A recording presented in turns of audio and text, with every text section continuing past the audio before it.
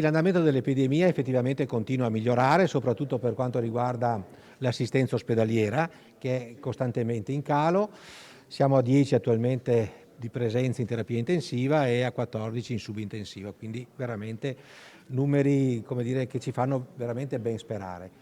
E dobbiamo continuare ad essere comunque attenti. Continuano a calare i ricoveri per Covid, soprattutto nelle aree intensive, ma l'ospedale di Padova ora sta affrontando una nuova emergenza, l'accoglienza dei bambini ucraini malati e in fuga dalla guerra. Nelle scorse ore è stato accolto e ricoverato un bambino nel reparto di oncoematologia pediatrica. Il piccolo di 4 anni e la nonna, che vive a Belluno, insieme al papà medico, è arrivato qui in auto da Kiev dopo un lungo viaggio per poter essere curato, visto che la città è assediata dalle truppe russe. Abbiamo già accolto un bambino arrivato appunto dall'Ucraina e naturalmente abbiamo delle altre richieste che stiamo appunto valutando per soddisfarle nel migliore dei modi. Si tratta di una patologia che ha una sua, come dire, evoluzione, insomma, no?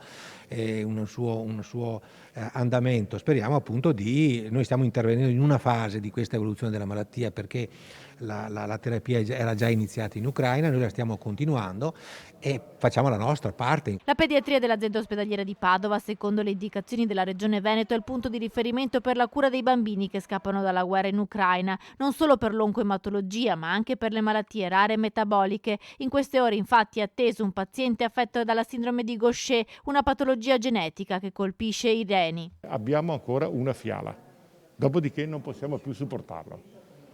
Allora, lui è un ragazzo socialmente normale, non è un ragazzo che ha delle disabilità, per cui abbiamo detto lo carichi, portato sul primo autobus, sulla prima macchina che avete, ha una nonna qui in Veneto, che poi ovviamente lo aspettiamo appena arriva, forse lunedì.